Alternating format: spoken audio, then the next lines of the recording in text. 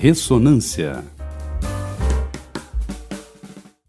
Olá para você que acompanha a Rádio TV Unicamp no site e nas plataformas de streaming. Eu sou Trícia Tomé e esse é o Ressonância, o podcast do Hospital de Clínicas da Unicamp, que discute temas da área da saúde, qualidade de vida e outros assuntos de interesse da população. Novembro é o mês de prevenção ao câncer de próstata. No Brasil, o câncer de próstata é o segundo tipo de câncer mais incidente na população masculina. Por isso, o nosso entrevistado dessa edição do podcast Ressonância é o médico urologista do Hospital de Clínicas da Unicamp e professor do Departamento de Cirurgia da Faculdade de Ciências Médicas da Unicamp, Dr. Ubirajara Ferreira. Dr. Ubirajara, seja bem-vindo ao podcast Ressonância. Muito obrigado pelo convite. É importante falar sobre um tema tão atual. Doutor, o que vem a ser a próstata e qual é a sua função? A próstata é uma pequena glândula, ela parece um pouco aquela castanha italiana que a gente come no Natal. Ela é pequena, tem uns 2 por 3 centímetros, ela envolve o canal da urina e lá ela produz boa parte do esperma. Tudo que, quando o homem ele tem a ejaculação, 60% do que sai na ejaculação é produzido pela próstata. Então é uma função bem específica e talvez ela seja mais conhecida pelos problemas do que pela função dela. Uhum. E quais são as doenças que podem acometer a próstata? Existem várias doenças, mas nós podemos classificar em 3 grupos. As doenças inflamatórias, a prostatite, que é uma doença que geralmente é bacteriana, o indivíduo tem muito sintoma, dificuldade para urinar, pega pacientes jovens, às vezes imunodeprimidos. Pode ter uma doença benigna, que é o adenoma da próstata, hiperplasia, tem vários nomes, hiperplasia da próstata. A próstata cresce, ela começa a comprimir o canal, porque ela fica em volta do canal, os sintomas urinários, geralmente não com febre, é bem lento o processo. Mas ela não é o câncer, que é a terceira possibilidade, que é um tumor maligno, ou o câncer da próstata, que aí são pacientes que depois dos 50 anos, podem ter sintomas, podem também não ter nenhum sintomas, mas eles podem desenvolver o câncer da próstata, que é o mais conhecido e o mais perigoso. E existe alguma relação entre o câncer de próstata e a propensão familiar? Ele é genético? Como que é? Sim, existe uma propensão que é relativamente importante. Por exemplo, homens que têm pais ou tios relativos, né, parentes relativos, assim, bem de próximo, eles têm mais chance de ter câncer. Quanto mais parentes, tanto maior. Por exemplo, se o indivíduo tem um pai com câncer de próstata, a chance de ele ter esse mesmo problema é de 2 a 3 vezes do que um indivíduo normal, população normal. Se ele tiver um pai e um tio, sobe a 9 vezes. Nossa. Existe também uma relação muito forte entre câncer de próstata e câncer de mama. Os dois são muito parecidos do ponto de vista genético. Então, se o indivíduo tem uma mãe que teve câncer de mama, ele pode ter mais chance de câncer de próstata também. Nossa, isso eu nem imaginava. E quais são os fatores que podem desencadear o câncer de próstata? Existem fatores? Então, Trícia, isso é uma coisa que tem sido muito estudada, a causa do câncer de próstata. A gente não tem alguns fatores que são muito fortes em relação a isso, uma resposta exata para isso. Nós sabemos, por exemplo, que quem consome mais carne gordurosa tem mais chance de ter câncer de próstata. Quem é obeso tem mais chance. Então, tem alguns fatores de risco, mas assim, o desencadeante direto a isso a gente não sabe. Por exemplo, no Brasil, nós sabemos que o câncer de próstata é mais prevalente no sul do país do que no norte. Come mais carne no sul do que no norte. Então tem essa questão, mas assim, na realidade não sabemos o que causa, qual é o fator desencadeante mais importante. E existe uma porcentagem de chance de um homem ter câncer de próstata durante a vida? A gente sabe que homens, a partir dos 50 anos, dos 50 até 90, a cada 6 homens vão ter câncer, né? Então nós sabemos que à medida que a idade avança, esse percentual vai aumentando. Por exemplo, homens acima de 80 anos, seguramente 50% a 60% deles têm câncer. Nossa. O que a gente sabe é que esse câncer ele tem um comportamento peculiar, ou seja, tem muitos homens que têm câncer, terão câncer e não vão morrer pelo câncer. Talvez nem sintoma tenham, talvez nem clínica tenham. Então a arte do urologista, do médico que trata isso, é saber qual é o câncer que vai trazer problema para ele. Então a questão não é só fazer o diagnóstico, é saber esta doença dentro do espectro, porque ela não é doença única, tem um espectro, um leque de possibilidades. Quando se fala câncer, na palavra câncer já assusta, vou morrer disso. Não é assim. E principalmente no câncer de próstata, não é assim. Existem cânceres prostáticos que evoluem lentamente, que nós chamamos indolentes. Às vezes são mínimos, pequenos. Então esses pacientes às vezes podem ser só acompanhados, mas existem doenças que são muito mais graves que vão levar a óbito. Então essa questão é importante. Doutor, a partir de que idade o homem deve se preocupar com a próstata e por que é importante o diagnóstico precoce ou por que os homens adiam, né, tanto tempo para a realização do exame? Bom, aí tem várias perguntas e tem várias questões a serem abordadas. O que a Sociedade Brasileira de Urologia e outros órgãos internacionais hoje advogam, por isso muda muito. Pacientes acima de 45 anos, se tiverem algum parente, deve começar já a fazer a detecção precoce. A gente fala assim, prevenção, a questão da prevenção é muito difícil, porque como a gente não sabe qual a causa, você não sabe como prevenir. Então, o correto é a detecção precoce do câncer de próstata. Então, acima dos 45 anos em pacientes que têm parentes, acima dos 50 anos quem não tem parente, aí vai até os 70, 75. O que nós preconizamos é toque prostático, né? O famoso e famigerado e temido toque prostático, que os homens também têm muito receio ainda, e o PSA. O PSA é uma substância que é produzida no sangue, é um marcador tumoral. Quando ele está aumentado, o indivíduo pode ter chance de câncer de próstata. Bom, você falou da questão dos homens, né? Eu podia falar 20 minutos sobre isso, mas eu vou falar em 30 segundos. O homem é patife, nós somos patifes. O homem não está acostumado a ir a médico. Desde a tenridade ele não vai a médico. A mulher, quando tem alguma alteração, à medida que ela vai crescendo, puberdade, ela começa a ter menstruação, cresce o seio, a mãe leva ao ginecologista. O homem, quando ele começa a ficar, os pelos começam a crescer, a voz começa a ficar mais rouca, ele começa a ter alguma coisa que sai pelo pênis quando ele se masturba, é um susto e isso ele aprende sozinho. Muitos pais não levam ele ao urologista, nem ao psicólogo ou qualquer lugar, ele acaba aprendendo sozinho. Então, toque, a questão do toque tem a ver com essa distância que ele tem do médico. Ele só vai começar a ter consultas depois dos 40, 45 anos. Aí ele nunca viu sangue, então aqueles indivíduos que vão tirar sangue desmaio, a namorada segura a mão dele, ele sua, é tudo assim. Então, o toque retal, ele é também a questão, primeiro que é invasivo, segundo que os homens acham que isso é ligado à masculinidade. E eles sabem que não é, um exame rápido, dura aí 8 segundos e você tem uma informação muito boa. Então, felizmente, essa questão tem realmente caído por terra. Mas a gente tem muita coisa ainda para seguir. É um tabu, né? É um tabu, ainda é um tabu. Então, falando sobre esse tabu, né, que a gente, do exame de toque retal, como é feito esse exame e o que o senhor pode dizer para os homens, assim, diretamente sobre essa preocupação que às vezes não, né? Sempre vira piada, né, dos amigos. Sempre. Aquela questão. Eu imagino o que o senhor ouve. Eu já ouvi de tudo, não tenho que não tenho ouvido.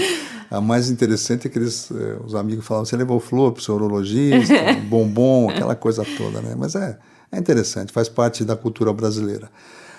O toque é um exame importante, por quê? Porque quando você tem câncer de próstata, seja em qualquer nível, naquele ponto onde existe a suspeita, geralmente a próstata é endurecida.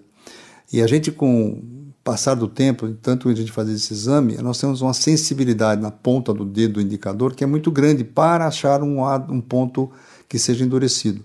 Esse ponto pode ser pequeno, pode ser enorme, pode pegar a próstata inteira, pode ser irregular. Então, isso nos dá uma conotação que lá pode existir um câncer. Então, o toque é importante, às vezes o toque é normal, a próstata é meio borrachosa, mas se não tiver nenhum ponto endurecido, ele tem que fazer o PSA também. Tem cânceres que não alteram o toque e a gente pega o câncer porque o PSA aumentou acima do que a gente espera. Mas ao contrário, tem indivíduos que têm um toque positivo, uma área endurecida, o PSA está normal. Então aqueles falam, só vou fazer PSA, tá bom, ele vai cobrir boa parte, mas tem um percentual de tumores que passarão batidos, porque eles não alteram o PSA e começa a ter esse endurecimento que a gente não percebe. E às vezes são cânceres graves, né? Mais agressivos. Então o ideal é fazer os dois sempre, O ideal né? é sempre os dois. E uma vez constatado o câncer de próstata, aí tem outros exames antes do tratamento definitivo que devem ser feitos? Quando a gente suspeita de câncer de próstata, ou o toque, ou o PSA alterado, ou os dois, o próximo passo é fazer a biópsia da próstata. Hoje, modernamente, a gente faz um exame antes disso, que é a ressonância magnética. A ressonância dá um aspecto que confirma o que você achou no toque, no PSA, e tem alguns parâmetros. Eu não vou entrar em detalhes, mas ela nos dirige e fala, bom, esse paciente realmente, como você estava suspeitando, realmente, olha, tem aqui, a ressonância mostrou uma área que é suspeita, então prossiga no seu raciocínio. Ou então não, a ressonância foi normal, nós podemos até postergar um pouco mais. Talvez a impressão do PSA não seja tão importante, o toque tem alteração ou não tem, mas podemos aguardar. Então, o toque, a ressonância, nos dirige para continuar fazendo a avaliação, que seria a biópsia. A biópsia é retirar 12, 14, 20 fragmentos, varia um pouco do tamanho da próstata, e analisar se naqueles fragmentos a gente constatou o tumor, o câncer. E quais são os tratamentos curativos, né? O que cura o câncer de próstata? Bom, se nós estivermos diante de um tumor que é localizado na glândula, aí entra a importância da questão da prevenção ou detecção precoce. Porque se a gente detecta precocemente, ou seja, a glândula só está acometida e ela não saiu da glândula, óbvio que essa certeza nem sempre é tão segura assim, mas existem situações que a gente pode ter um pouquinho mais de segurança que o câncer está na próstata. Se depois de alguns exames, não é só a biópsia, existe todo um estadiamento para a gente saber, bom, onde esse tumor está? Será que é só na glândula ou já está fora? Se a gente constatar que é só na glândula, a cirurgia é o padrão ouro para tratar e curar esse paciente. Se nós pegarmos um paciente que tem doença pequena dentro da glândula, a chance dele curar só com a cirurgia é de 90%. É muito alta. Que ótimo. Só que muitos homens acabam vindo mais tarde, aí começa a complicar, né? E tem outras opções. Mas o tratamento inicial é a cirurgia ou a radioterapia em pacientes que não têm condição de cirúrgica, são mais idosos, tudo. A gente pode fazer radioterapia também, que é curativa. E uma das dúvidas, né, que se surge quando se fala na cirurgia para retirada da próstata é a impotência, possibilidade da impotência sexual. Isso é real, é preocupante ou é mais um mito sobre a próstata? Não, isso é real porque na parte posterior da glândula tem os nervos erigentes que levam à ereção. Então, quando nós retiramos a próstata, por mais cuidado que a gente faça de tirar só a próstata, não mexer nos tecidos em volta, mas você acaba tendo lesão de alguns feixes nervosos. E esses pacientes podem evoluir com perda de ereção e impotência por algum tempo. Às vezes eles demoram 1 ano para recuperar. A gente talvez tenha que levar em consideração, talvez 50% dos pacientes tenham algum transtorno sexual. Às vezes não é impotência total, a ereção não está tão firme ou demora um pouco. Então nós sabemos disso. Só que essa é a má notícia. A boa notícia é que nós conseguimos recuperar a maioria dos pacientes, seja com tratamento medicamentoso, fisioterapia, injeção no pênis ou até a prótese no final. Mas a gente consegue recuperar boa parte desses pacientes. Então esse é um dos pontos principais. Outro ponto principal ruim, ou que também preocupa, é a incontinência urinária. Alguns pacientes, durante a cirurgia, a gente tem que tirar um pouquinho mais de tecido, você pode lesar o esfíncter, que é o que mantém a continência. Então esses vírus podem perder urina constantemente ou assim, por algumas semanas, depois ele recupera espontaneamente. Mas são as duas coisas que a gente tem que orientar o paciente que vai ser submetido à cirurgia. Pode acontecer. E a quimioterapia, ela funciona para o câncer de próstata? O câncer de próstata, ele tem uma característica que ele é dependente da produção e do nível de testosterona, que é o hormônio masculino. Então, enquanto nós estamos fazendo cirurgia na doença precoce, localizada, a gente não está muito preocupado com a testosterona. Mas a testosterona, quando a doença já é mais avançada, quando a doença sai da próstata, depois começa a acometer gânglios, nós chamamos as ínguas que ficam perto da próstata, ou, por exemplo, acomete à distância, pode pegar ossos, fígado, pulmão. Nessa situação, é importante a gente tirar da circulação a testosterona. Então, a testosterona em nível baixo, ela faz com que essas doenças que estão fora da próstata, vamos chamar de metástases, elas diminuam, porque elas são dependentes da testosterona. Então, nós fazemos, a princípio, quando a doença está um pouco mais avançada, fazer medicação chamada bloqueadores hormonais. Hoje existem mais modernos, existem os mais antigos, tem vários no mercado. Então, nós usamos esses bloqueadores para tirar totalmente, se possível, a testosterona de circulação. Então, esse é o passo. Depois, se a gente não consegue um bom resultado com esses bloqueadores, entra outra categoria de tratamento, que é a quimioterapia. A quimioterapia, ela é efetiva também no câncer de próstata. A gente sabe que muitos pacientes que fazem quimioterapia, um tipo de quimioterapia, digamos, mais moderna, esses pacientes podem aumentar a sobrevida mesmo tendo metástase, mesmo tendo doença fora da próstata. Então, sim, ele é um tumor que é sensível ao bloqueio hormonal, ele é sensível à radioterapia e é sensível à quimioterapia. E dentro da quimioterapia, tem avanços, houveram avanços, né, para o tratamento do câncer de próstata? A gente tem hoje, como existiram vários medicamentos, essas 3 linhas que eu falei, né, tanto a radioterapia teve modernidades, a quimioterapia, alguns quimioterápicos mais eficientes e a hormonioterapia, o que tem se feito hoje é a combinação dos 3. E, além disso, tem começado fortemente a imunoterapia, um tipo de uma vacina. São medicamentos imunoterápicos que também, junto com esse outro grupo, às vezes em combinação, às vezes você usa 3 drogas ao mesmo tempo. Depende da doença, às vezes você tem que usar 3 drogas. Você pode usar, por exemplo, você faz a quimioterapia com uma droga importante, você faz o bloqueio hormonal com umas drogas injetáveis, e você usa um segundo bloqueador hormonal para ser mais eficaz ainda. Então, hoje, o que tem se feito são combinações, né, dessas drogas, inclusive a imunoterapia, que está crescendo bastante em termos de tentativa de pesquisas clínicas para novas drogas. Então, a gente tem muito o que fazer, a gente tem ganho ao longo, dos últimos 15, 20 anos, nós começamos a ganhar tempo de sobrevida em pacientes que, por exemplo, morriam numa data, hoje eles estão morrendo 2, 3 anos depois. Eles conseguem sobreviver mais às custas de drogas desse tipo. Doutor, falando agora um pouquinho sobre a prevenção, a conscientização, né? Como que surgiu a campanha do Laço Azul? Bem, o Laço Azul a gente tinha, no começo quando apareceu o bigode.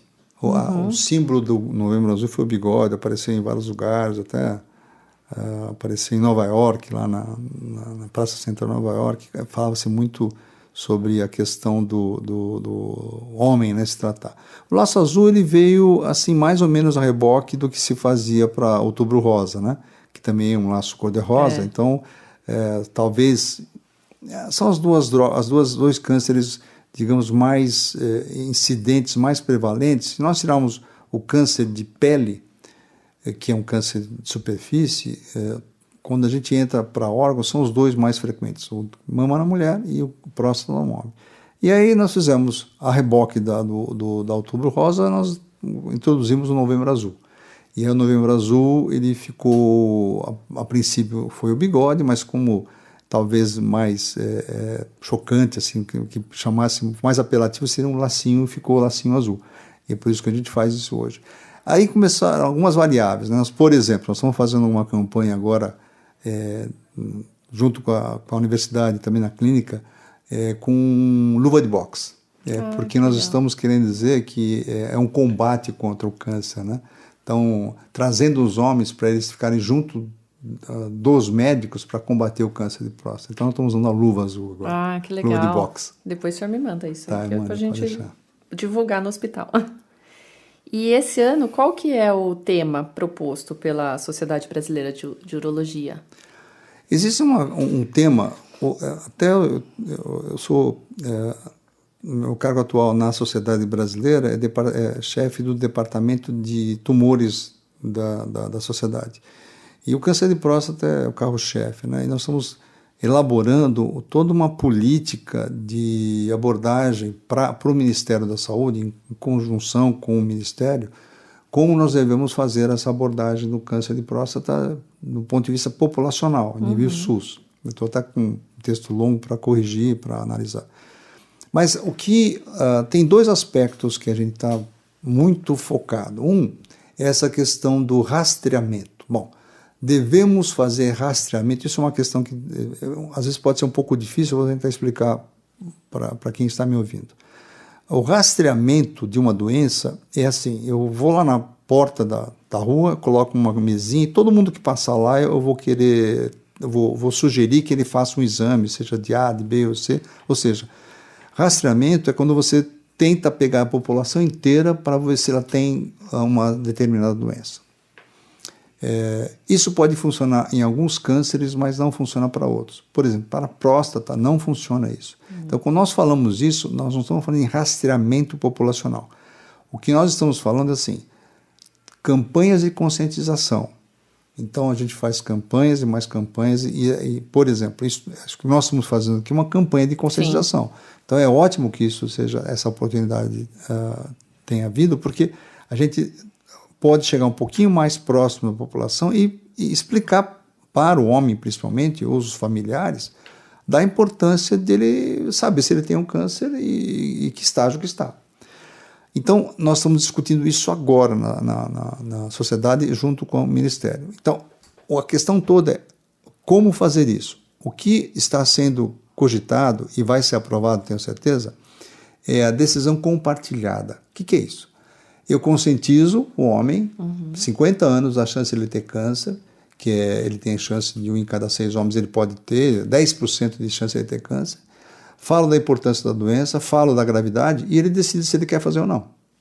Essa é a compartilhada. Para falar, eu posso ter, não quero saber, tá, mas ele tem que saber do risco.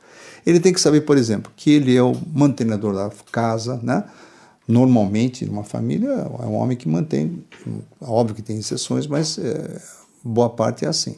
Segundo, se ele não estiver bem de saúde, obviamente ele não vai poder ter um comportamento na família ou pessoal condizente, porque com doença, ou se ele tiver uma doença, mesmo que não seja grave, o homem lida mal com doença, Sim. né? Então tem toda essa questão.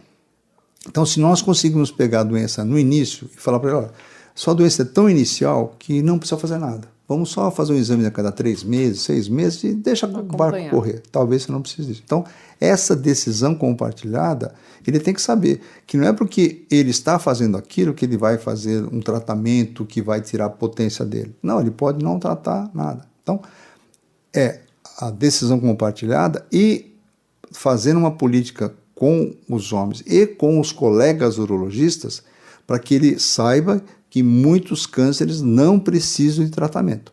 É o acompanhamento vigiado. Então, a gente está pegando nesses 2 pontos, né? A decisão compartilhada e, se tiver câncer, acompanhar a boa parte dos pacientes sem operar. E a gente vai ter alguma ação interna no Novembro Azul, no HC ou em Campinas, que o senhor está sabendo? Bom, nós temos algumas clínicas oncológicas que eles são muito mais ativos que os urologistas, né? Obviamente eles lidam mais de perto com o câncer, eles têm feito campanhas, né? Eu tenho conhecimento que haverá algumas campanhas em clínicas. No Hospital das Clínicas haverá, sim, uma campanha de 1 dia de conscientização. Isso ainda está em elaboração, né? A gente está vendo qual é o setor melhor para fazer isso. A gente faz normalmente anualmente uma palestra específica sobre isso, né, parecida com essa que nós estamos fazendo agora, e mais uma campanha de folheto, essa coisa toda para os homens. Banner, né? Um banner. E algumas clínicas urológicas. Nós temos uma clínica, né, eu trabalho numa clínica, e a gente vai fazer um evento agora dia 10 na clínica, e a gente está abrindo para 30 homens a serem atendidos gratuitamente. A gente faz todo ano isso. Todo ano a gente faz um atendimento em contato com a prefeitura, com uma série de entidades, né?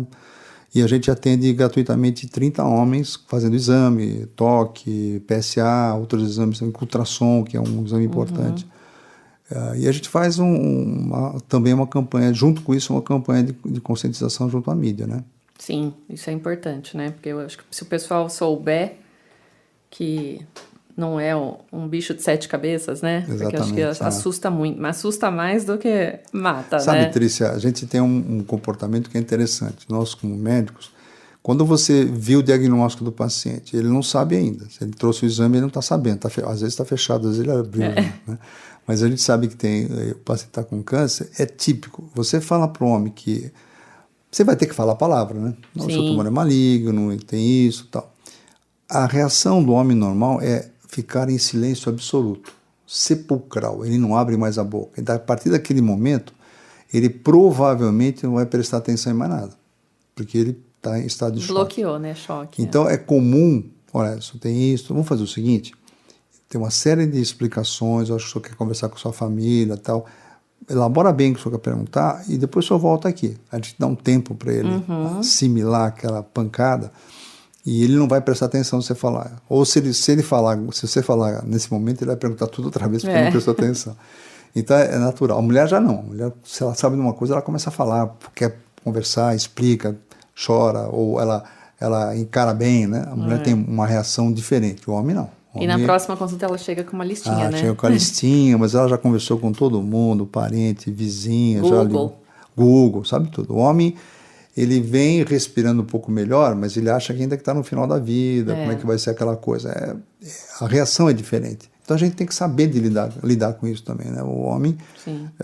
Porque um homem com gripe... É um homem no fim da vida, né? Fim da vida, ele está quase, já começa a ver atestado, ele vê como é. Muda o testamento, né? Testamento, já começa a pensar o que eu vou fazer com a família, como é que aquele investimento, eu queria ver meu irmão que faz tempo que eu não vejo, já começa assim, uma gripe.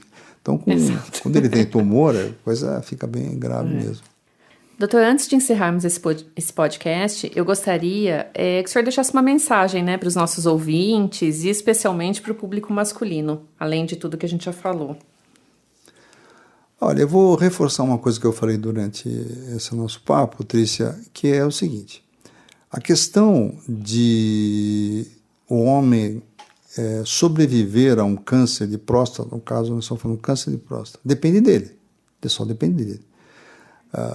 Como eu disse, a grande maioria dos cânceres são curáveis. Então ele tem que se conscientizar que ele não é um indivíduo isolado no mundo, né? Às vezes são indivíduos, isso tem para homem e para mulher, um individualismo. Mas normalmente o indivíduo chega nessa idade, 50, 60 anos, ele constitui uma família. E se ele tem uma família, ele não tem que pensar só nele, né? Ele não pode ser negligente a ponto de falar assim, se eu tiver, acabou, mas não é assim, né? Ele pode... E outra coisa que o homem não se conscientiza é assim. Tem muitos homens que vou trabalhar a vida inteira, vou me dedicar. Depois eu vejo, quando eu tiver mais condições, eu começo a ter uma vida melhor, eu vou lá gozar a vida, né? Depois, mas quando ele chegar aos 70, ele está hipertenso, impotente, já teve AVC, então que vida que ele vai gozar? Né? Sim. Então o que nós falamos é importante que ele procure, porque nós podemos fazer o diagnóstico no momento mais fácil, tratá-lo e curá-lo, e devolvê-lo para a família curado. Né? A questão não é só morrer, a questão é sofrer. E essa doença ela é ruim por causa disso. Eu tenho algumas décadas nessa vida, né, de tratar pacientes com câncer de próstata. A gente vê pacientes que negligenciaram, porque pensam, se eu tiver amor, não, eles ficam sofrendo 2, 3 anos, às vezes numa cama. Eu tive pacientes que tinham 15 fraturas ósseas numa cama, porque o câncer pega os ossos e ele destrói várias partes do osso. Ele mexe na cama, ele fratura. Ele está consciente. Não é que ele está inconsciente, não está incômodo. Ele vê tudo o que está acontecendo, ele está morrendo de dor, aí a doença já não tem mais cura e não tem mais como tratar, só dando remédio assim, mas é um sofrimento. Sim. Então, esses pacientes falam assim, mas se eu tiver, eu morro, já vivi. Não, pense no sofrimento que você pode ter. Sim. Quem disse para você que você vai ter uma doença que vai te matar em uma semana? Porque quando você fala em câncer, Trícia, as pessoas têm inconsciente coletivo, é uma doença que, deu câncer, um mês depois você está morto, paciência. Quem vai sofrer é os que ficam. Não. Às vezes você vai sofrer por anos daquela doença. E o câncer de próstata, ele é lento, incisivo e muitas vezes ele judia muito do paciente, né? Como disse, da questão quando a doença pega os ossos. Então é isso que eu queria que o homem se conscientizasse. Não é só você pensar em você e ponto final. Você tem que pensar primeiro no seu sofrimento que você pode ter e pensar quem vai ficar aqui, né? Depois, tendo a sua ausência, o transtorno que isso vai causar na sua família. Sim. Bom, doutor, quero agradecer sua presença, todas as informações, que com certeza foram muito úteis, né? E eu espero em breve voltar a conversar sobre esse assunto ou outro assunto da área de urologia que seja de interesse da população e dos usuários do nosso hospital. Bom, muito obrigado. Eu agradeço bastante o convite. Acho esse programa Ressonância muito interessante, né? Dá uma chance de a gente falar assim, diretamente com a população.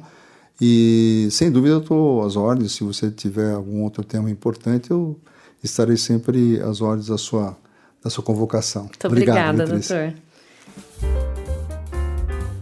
Esse foi o Ressonância, o podcast do Hospital de Clínicas da Unicamp, em parceria com a SEC, Rádio TV Unicamp, para falarmos sobre saúde, bem-estar, qualidade de vida e outros assuntos da área médica que impactam na vida das pessoas. Trabalhos técnicos de Otávio Silva. Acompanhe os nossos canais de comunicação no portal unicamp.br, no site do HC em www.hc.unicamp.br e nas nossas redes sociais. Obrigada pela companhia e até o próximo programa.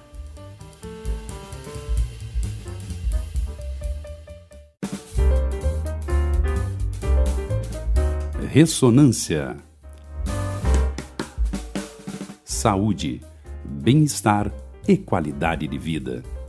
O podcast do Hospital de Clínicas em parceria com a Secretaria Executiva de Comunicação, Rádio e TV Unicamp.